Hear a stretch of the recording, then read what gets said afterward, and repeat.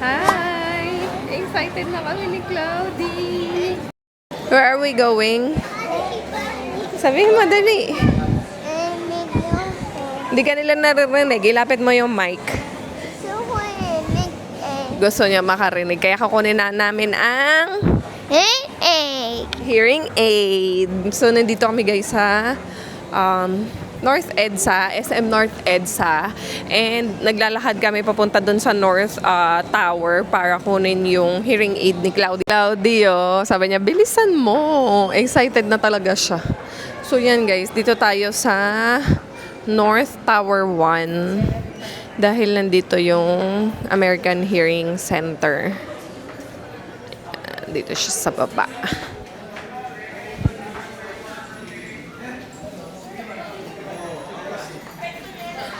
Ipa-check mo na muna ulit kay ate yung hearing aid na compatible talaga sa'yo. Dali.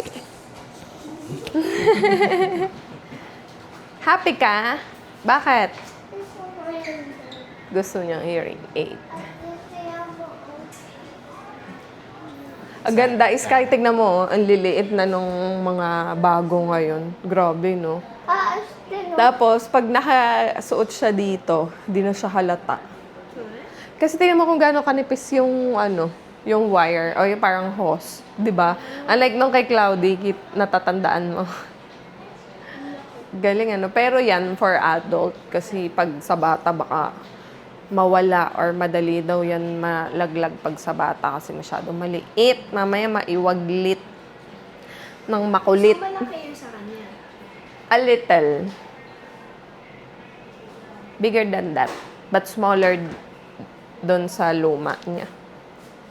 Guys, ito yung mga nila, itsura nung mga latest hearing aid nila. Sobrang nipis na lang. Kaya pag suot mo to, parang wala kang suot, hindi halatang naka-hearing aid ka.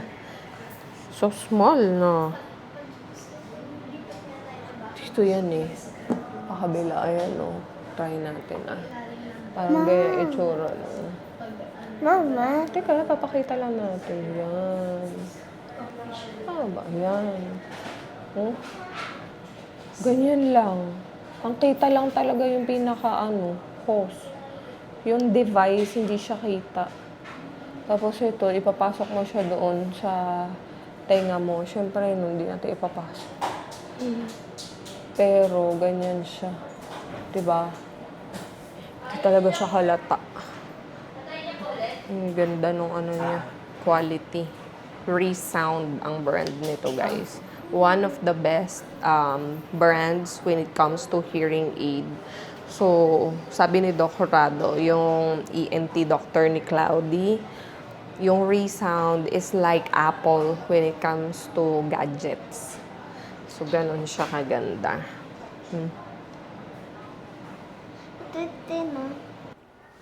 Tingin? Tingin si Mama. Tingin, gano'n. Tingin pa. Sa kabila. Kamusta kuya yung sound? King lang. What happened? Malakas? Tawad mo ako. Cloud? Dito na. Saan nakapunta? Dito. Dito ko. Dali, makinig kay ate. Para ma-check ni ate. Masyado bang malakas or mahina or sakto lang? Sato. May naririnig ka bang mga background noise? Yes. Masyadong malakas yung background noise?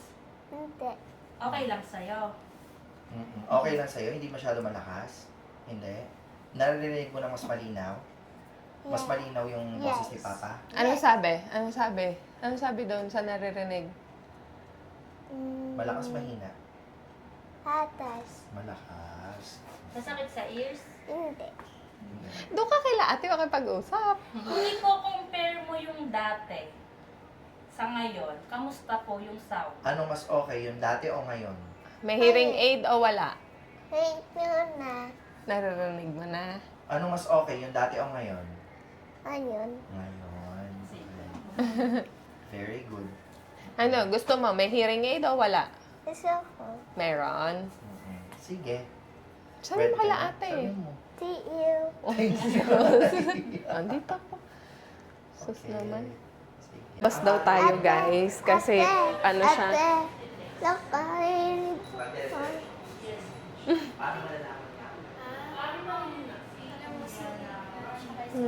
Halika, dali. Labas daw tayo para makita mo, matest. Come, dali. Try natin dito. Ha? Ano, kamusta? Tingnan. Ha? Gusto ko dito nang eh. Oo, papakinggan natin dito para pag may ano, may mga outside noise, matatry natin.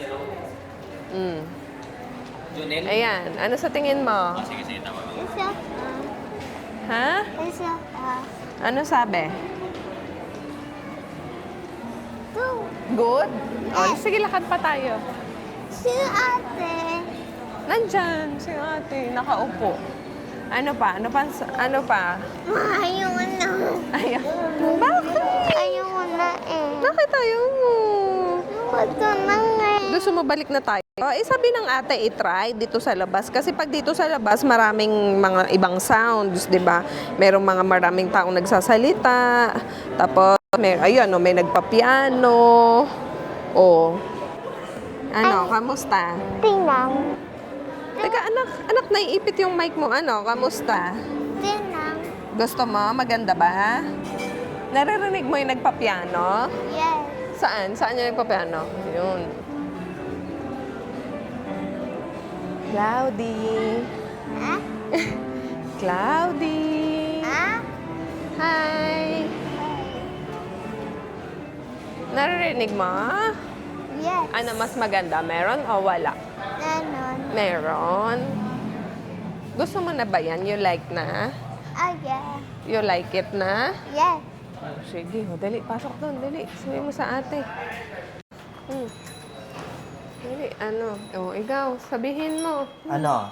Thanks. Ano? Gusto ko. Gusto mo? You like it? Why? Gusto ko eh. Mas maganda? Pantay na. Maririnig mo na kami malinaw. Hindi ka na magbingi-bingihan. Hindi. So, pag uutusan ka, Pag-uutosan ha? ka, mas ha? mabilis ka Dapat ngayon, mas ha? mabilis ka na. Hindi, dapat magsusubo na siya. Hindi na siya susubuan. Oh, tsaka di ka na magsusubuan. Natatawa. Mag-eat ka na mag-isa. Eto nga. Ayan. Okay, relax lang. Huwag mo nang gagalaw. Huwag gagalaw, Cloud. May ilalagay lang sa loob ng ears. Sandali lang. Hmm. Okay. Okay. Lodi, pag may ganyan ka, hindi na ibibigay sa'yo iPad. Bakit? Ito naman pampaiyakan na naman.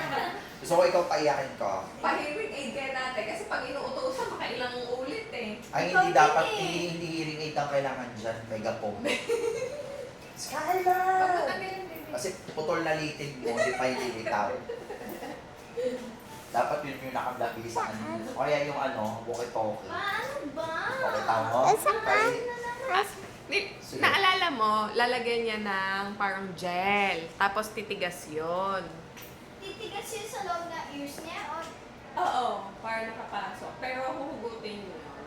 Para doon Mold kinakabit kasi yan, yung anak, mold. doon kinakabit yung pinaka-tube ng hearing aid. Ayan na.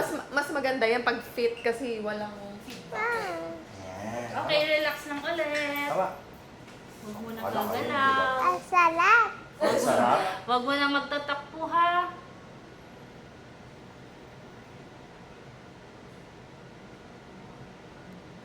Dati iyak ng iyak. Naalala ko na rin. Hawakin mo po yung kamay. Talaga ba? Ikaw ba rin yun, Te? Sa Jade, dati. Sa Kasama niyo si Ate Jean. Tingnan. Kaya? Tingin. Ito. Loko. Bulong. Wala, sa taas. Kita mo? Aantayin natin niya mag-harden. Para yun yung gagawing mold. Okay? Okay. Pero siya, Guys, ito na. Unfortunately, hindi na na-revive yung luma naming hearing aid kasi yung leak niya sa loob kumalat na. Although tinanggal naman yung battery, pero ibang leak yung nagkaroon ng problem sa kanya. Pero, ang tibay din ito guys, sobrang ano niya, tagal niya. 8 years. sobrang tagal din. Pero usually po, ang prescribed or parang recommended years for hearing aids is gano'n. Para siyang May gadget. new device mismo. So, para po siyang gadget. Usually mga 4 to 7 years. Oo. Pero yun po, may mga patient talaga na mas matagal pa po. Tsaka may mga patient din na wala pang 4 years or 3 years na lang. Depende pa rin sa pag-iisa. Depende sa paggamit. Tapos, pag ganyan, mag-upgrade ka na lang ulit, ano? Yung ibang, opo. Papalit ka ng bago or mag-upgrade. Pero sulit na din ang ganda. Tapos may warranty din, di ba? Tandaan 1 year mo. warranty. 1 year warranty. May kasamang ano. Hearing aid mo. Lagi ko po. Para kami bagong toy. Ito kasi yung kanyang Ated na? Ated? Hindi pa. Teka lang, huwag kang malikot. Yan yung lumang mold. Habang inaantay natin magawa yung bago mo, para magamit mo na siya, yan muna, okay? Ano? Wow. Okay? Dalaw ka nga. Ano? Ano? Salita ka. Ano to? Ano? Ano sabi? Meron na ba o wala pa? Meron. Meron na? Ano sabi? Meron. Malakas, hindi. Atas. Si Malakas. Claudia Sakto lang. Hindi masakit sa tenga. Masakit ba sa tenga? Look at me. Hindi masakit sa tenga. Ha? Sakto? Yes. Ano Maganda. sabi? Ito Ano naman yung tanong. sabi? Si Claudia parang imbis Ano na. ba? Ang tanong kasi niya, ano sabi? Eh, isipin mo, ano sinasabi ng hearing aid? Siyempre hindi niya masasagot yun. Ang nangyayari parang imbis na nakakapagsalita siya, parang nagiging pipi siya. Oh, sige. Ano? Na-overwhelm na siya. Oh, kay daddy ka na makinig. Dito. Listen to me. Okay. Maganda. Hindi masakit sa tenga. Look at me. Ano, mas better? Yes. Mas maririnig mo na si Papa? Yes. Okay. Sige. Oh, magpakilala ka nga. My name? Ayaw. Sige no. Practice lang tayo, practice. Ayaw. Okay, mama mo na lang sabihin. Dali. Ma'am, my name? Dali. Ayaw naman eh. Oh, sige. Okay, you say thank Oh, you. thank you ka na wala ate. Thank you. Salamat po. Salamat. Salamat. Mm-mm. Cloud, anong gagawin?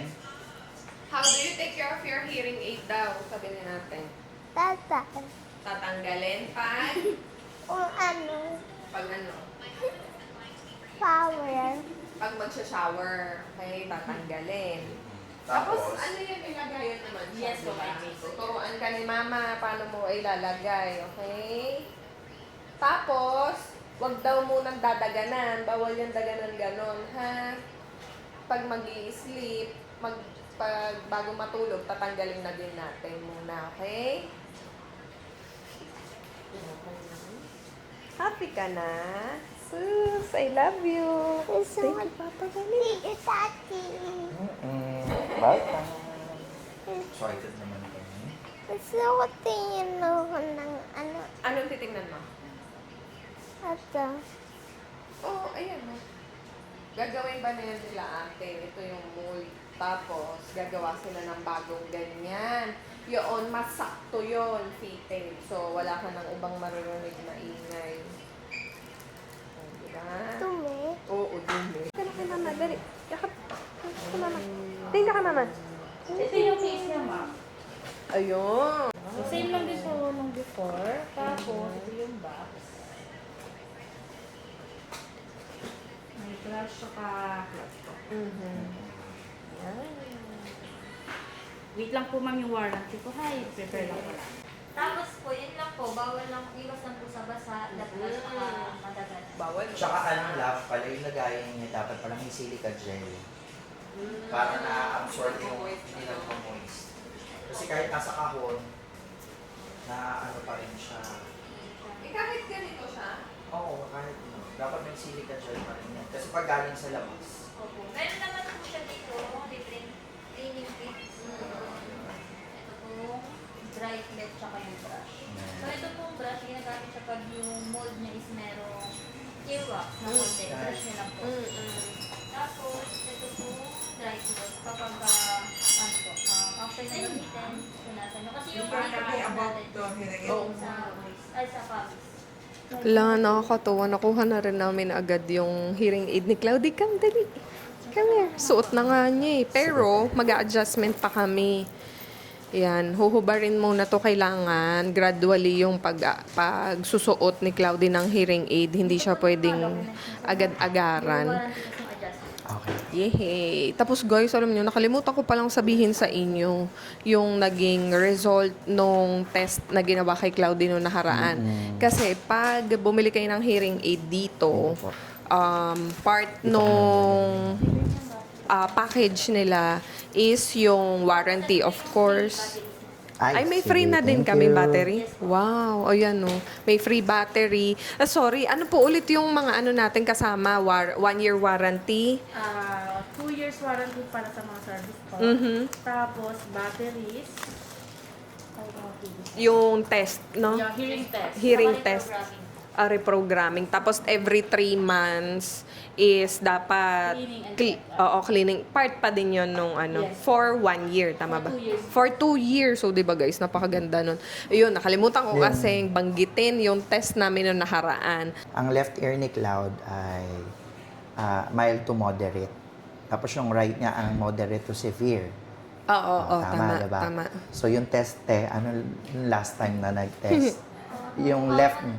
Ang testing po sa kanya, yung left ear niya po is nasa normal hearing na po. Tapos yung right ear niya po yung moderate. Kaya yung moderate lang po yung kailangan lagyan ng hearing aid. Nagkaroon na improvement ano. Yung left Kasi niya. Kasi dahil bata pa siya before. Oo. So, ang kailangan lang habulin talaga itong right niya talaga. So, isang hearing aid lang yung ni-require sa kanya para pumantay. Kasi ang sabi nila, pag yung isa normal, tapos yung isa hindi, yung weight ng sound, ikinocompensate dito sa kabila. So, eventually, pwedeng ma-damage lalo yung Ma-overwork. ma-overwork kasi, yung isang tenga. So, kailangan pantay sila. So, yun. Ayun. And because naman, nag-hearing aid si Cloudy, so nagkaroon din ng improvement because nga, hindi na-overwork. So, naging mas maganda yung development nung niya ngayon, nung hearing condition niya. Meron din palang mga ganun, no? Parang hindi naman sa nagno-normalize, pero naging improve because of hearing aid. Alam niyo maganda talaga yun yung resound na hearing aid. Ayan, may promo kayo, 'di ba? Yes, mama. June 1 hanggang June 15. Yan, from June 1 hanggang June 15, lahat ba ng klase ng hearing aid? Yes, 30 to 35%. Hanggang 35%. Grabe oh. Ang laki talaga ng discount nila guys. Kaya i-avail nyo yon. And dun sa mga gumagamit ng hearing aid, baka it's time for you to upgrade. Visit kayo dito sa American Hearing Center dito sa may North EDSA. And avail nyo yung discount nila hanggang June 15, no? Time leave. Kung mag-upgrade sila, lipat na kayo. Dito na lang kayo. Pwede pa silang magpa-test din, ano? Kasama na din. O, for free. 'Di ba? The best.